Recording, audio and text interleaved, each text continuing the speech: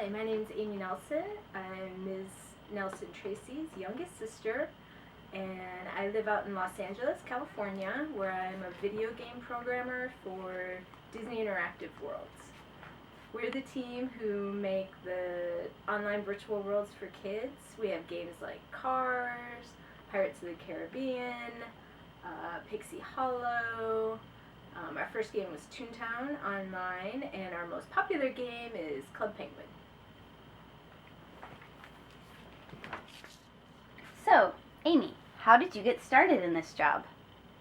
Ever since I was a little kid, I loved to play games, like all types of games, but I particularly loved computer games. But I also really loved science, and especially astronomy. So when I went to school, I started out studying astronomy and was an astronomer for a little while, but decided that I didn't want to keep doing that. And at the time, somebody I went to school with, their father was a game designer in the company that I ended up working for, and since I loved computers and I loved to program and I loved to play all sorts of games, but especially video games, it seemed like the perfect fit. And how long have you been doing this job? Let's see, I started back in the spring of 2002, so I've been doing it for coming on 11 years. So, what kind of education do you need to go into video game programming? Pretty much everyone who's a video game programmer has gone to college, and they get a 4-year degree in some sort of science. Usually it will be computer science or computer engineering, but it could be also something related in the sciences and math. As long as you have a strong, solid background in math, science, and anything that's like problem solving and critical thinking skills, along with experience in computer programming, is going to give you the skills that you need to be able to be a video game programmer. So, I'm going to assume that you went to college. Yes, I did go to college. What school did you go to? Michigan State University. Go Spartans! Rah, rah, go green! So, what did you study at Michigan State? You know, I had a pretty unusual trajectory to get into video games. I went to school and studied astrophysics. My first 4 years when I was at Michigan State and I was an undergrad, I got a Bachelor of Science in Astrophysics, and at the time I thought that I wanted to be a professor and teach college students about astronomy and also do scientific research. So I went on to the University of California at Santa Cruz, where I got my PhD. But after being there partway through the program, I decided that I didn't want to stay in that field, and that's when I started thinking about alternate careers, and ended up in video games. So, what are your job responsibilities? Well, the way that you make a game, you need 3 main things. You need an idea of what the game is, how it works, how it plays. That's called the game mechanics. You need art, which is everything that you see, all the pictures, the animation, and then you have the part that is actually how the game works, and that's my responsibility. So I take the ideas from the game designer, I take the art from the artist, and I write computer code that makes them work in the way that the game designer intended. Okay, so as an example, take a game like Angry Birds. Everyone's played Angry Birds, right? You have a cannon that you move up and down, and then you decide how far back you're going to pull the plunger, and then you shoot a little bird and try and hit these little pigs, right? Well, the game designer is the one who came up with the idea. Okay, we're going to shoot some birds at some pigs.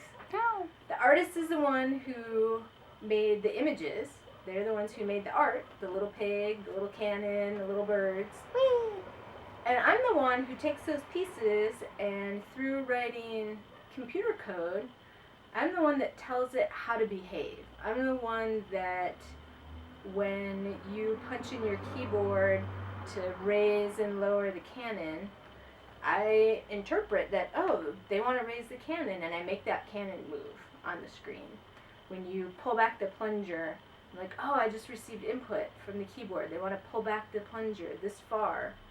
And so I make that happen, and then when you release, I'm the one who takes that pig and tells it how it should fly, how far, what kind of arc, what happens once it hits the pig or hits the blocks. That's all done by the game programmers and the computer code that we write. So what kind of special skills would you need to be a good video game programmer? To be a good video game programmer, you need to be really good with computers, both how to use them and how to program them to make them do things that you want them to. You also need a lot of math and a lot of science. So if you take a game, say like Pirates of the Caribbean, where you're sailing a ship around, that's math and physics that tell how the ship's going to move.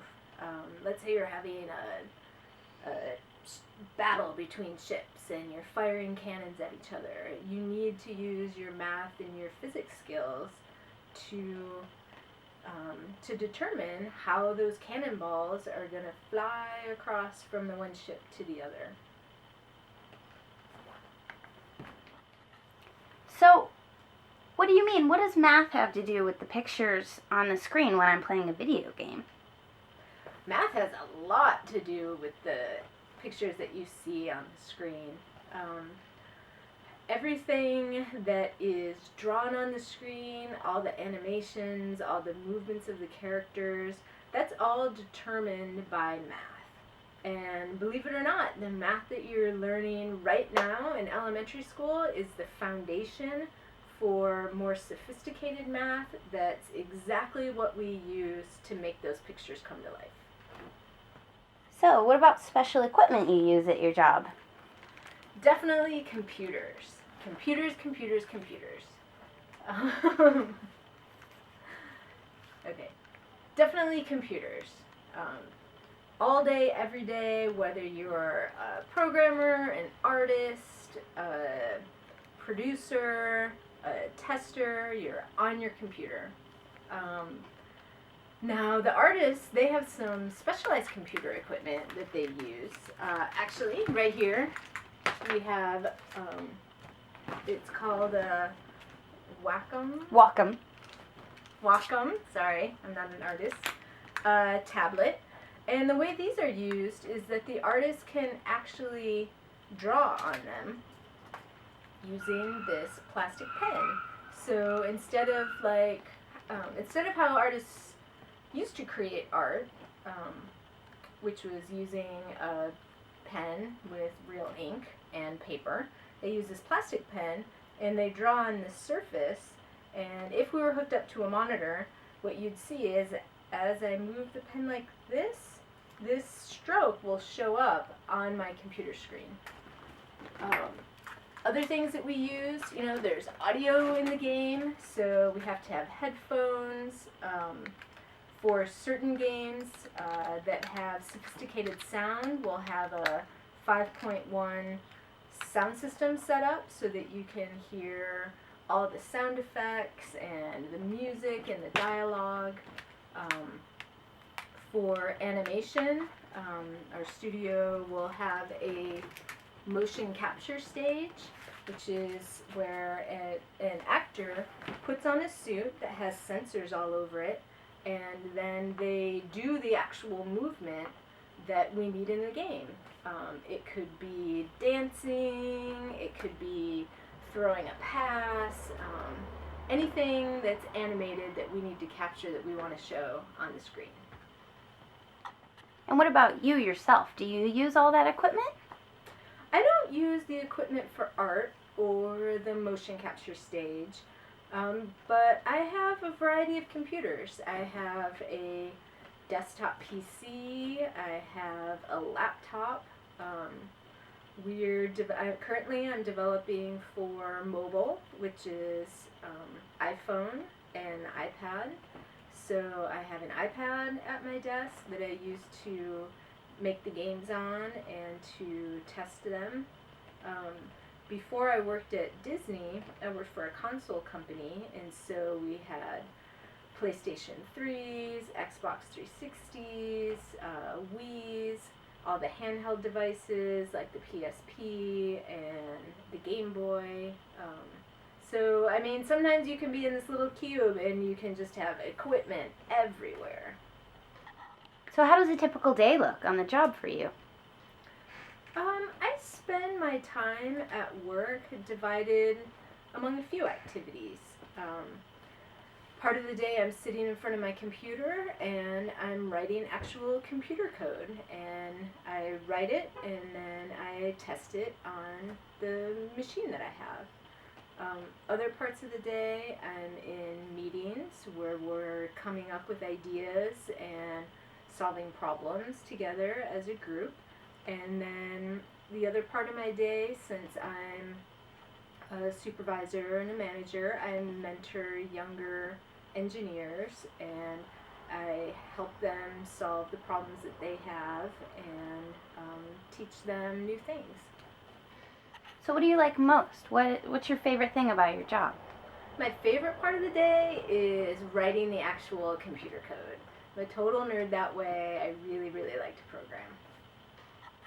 So you like every single moment of every day, right? Or maybe there are some things you don't like about your job.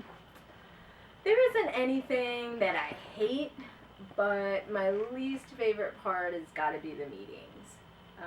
They're necessary and sometimes they're really useful because you need to get together and share ideas and brainstorm and problem solve together, but it's not nearly as fun as sitting down and getting the stuff done.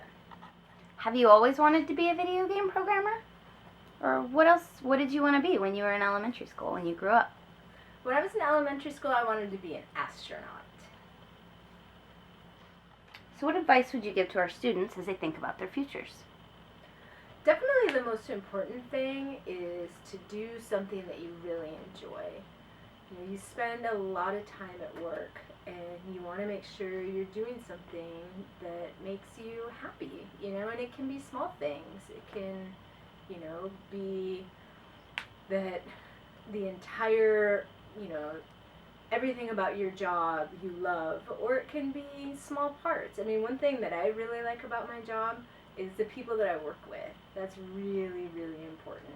I work with really smart, funny, kind, just awesome people. And so when I go to work every day, I look forward to seeing them and we all have fun together. So I'm here. Well, why don't you start off and tell me your name? Hi, I'm Joe Cho. I work at Disney. I'm a game designer here, working on Disney games like Club Penguin. Hey kids.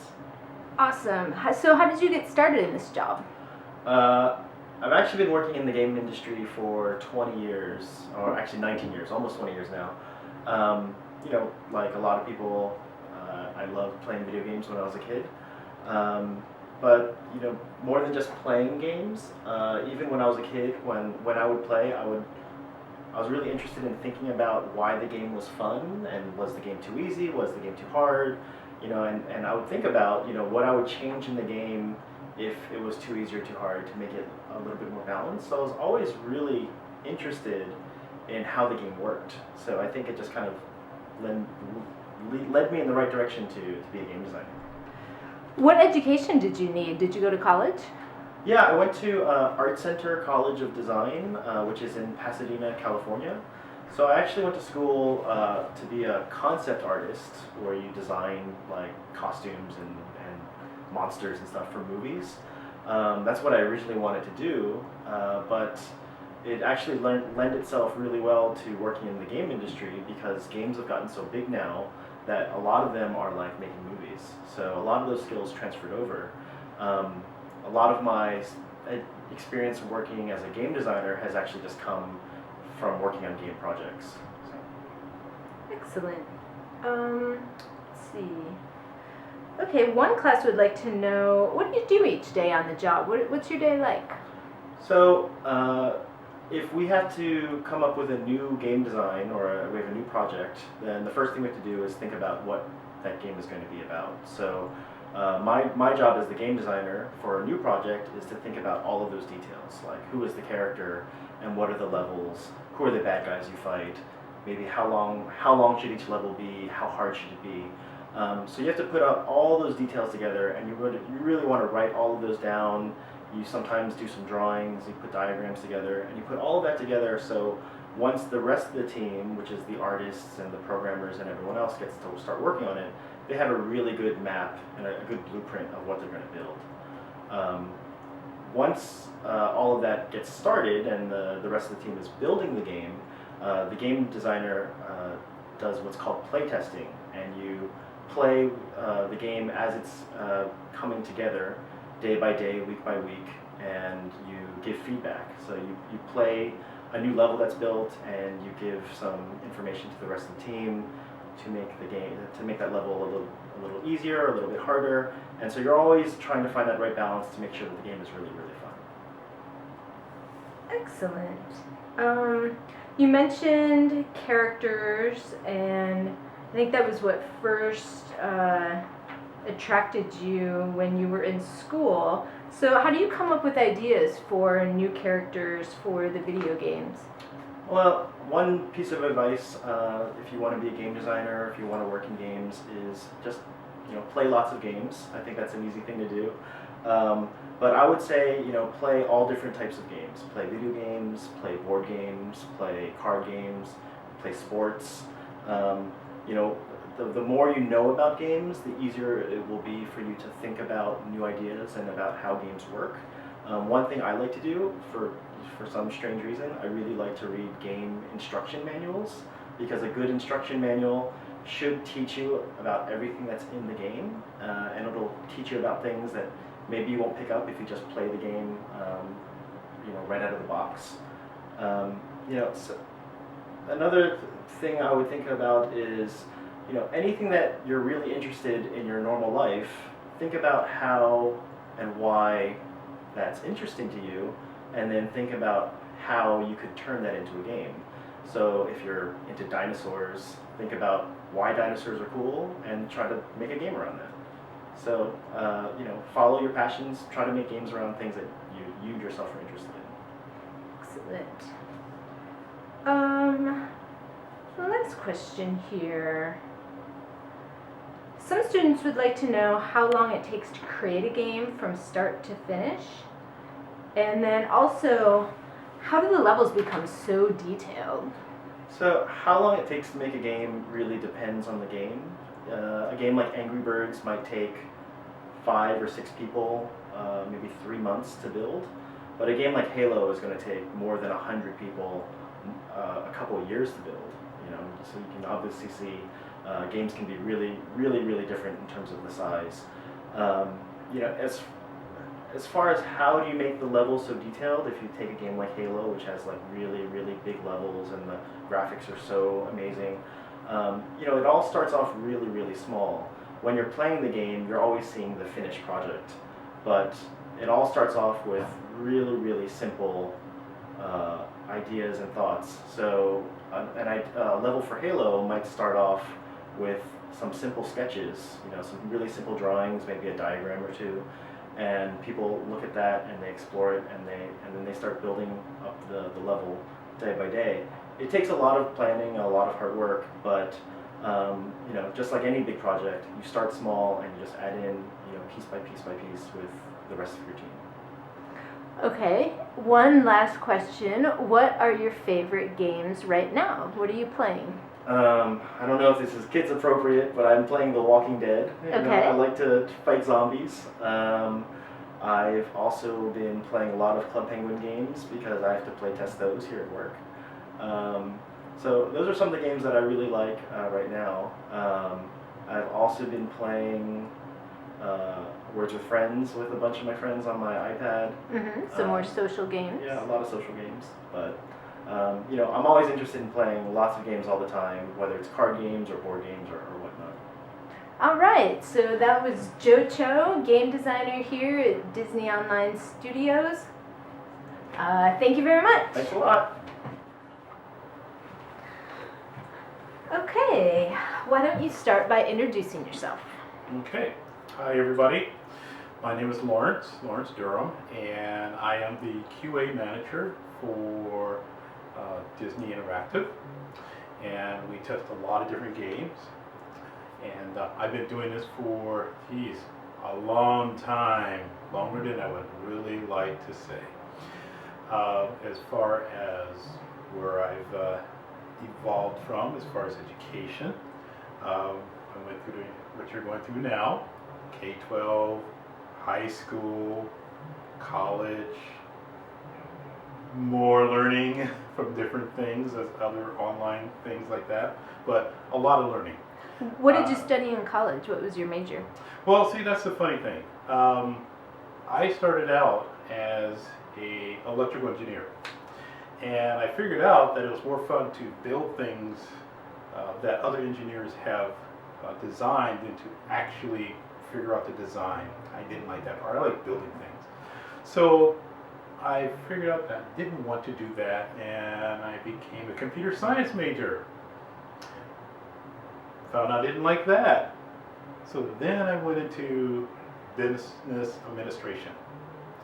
And that is where I came out with partly engineering, partly business administration. Cool. So then how did you end up in video games? I have always played video games, and in one of my jobs, I was what we call in the dark side marketing. Okay, kids, marketing is a good future. But in part of that, I was selling games into the educational market. And at one point, I had an opportunity with another company that was actually doing testing for different types of things. And they said, hey, we want to join us and help market games because we want to test more games. So I did. I joined them. And in turn, I wanted to understand more about testing. And so I got involved in the testing.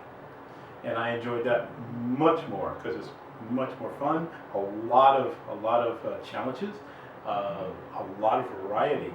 And so that's what I did. I started focusing more in testing games.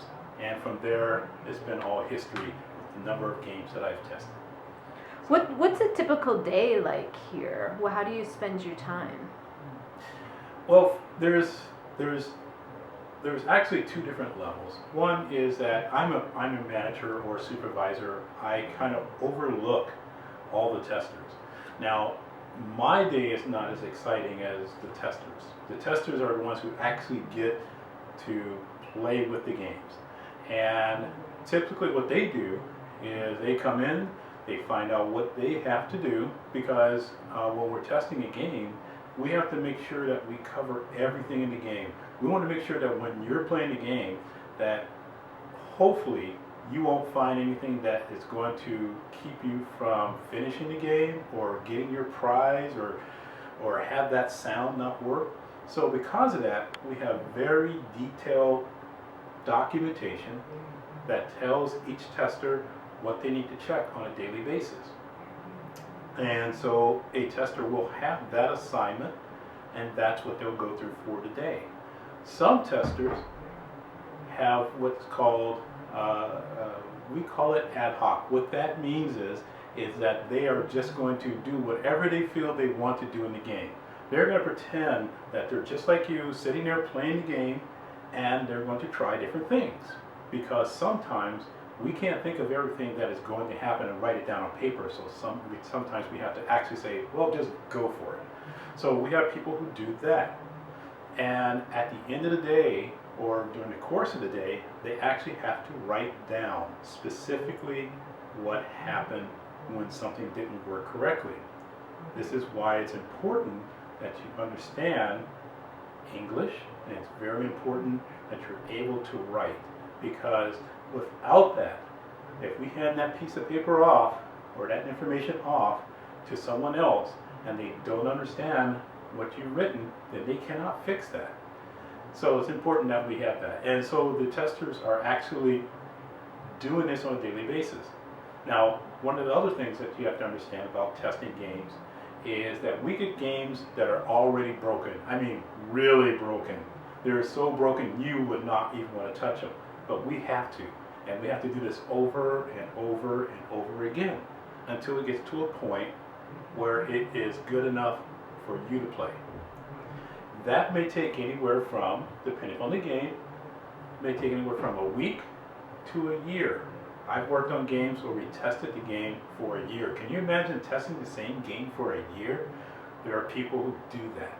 And they do it because once it comes out, you get to enjoy it and you don't find any problems with it. So, If these kids one day were interested in becoming a tester, how could they do that, or what kind of skills do they need to have? okay, that's a good question. To be a tester is actually easy to get into. Now the requirements, what we look for is, once again, you have to be able to communicate. And what that means is that you have to be able to write, and you have to be able to talk to people and have them understand what is going on. You have to be able to read instructions because you're going to be given things in order to accomplish the task for that day. So reading and writing are very important, and being able to communicate in a vocal sense to another person what your issues are, what the problems are. Those are the key things that we look for.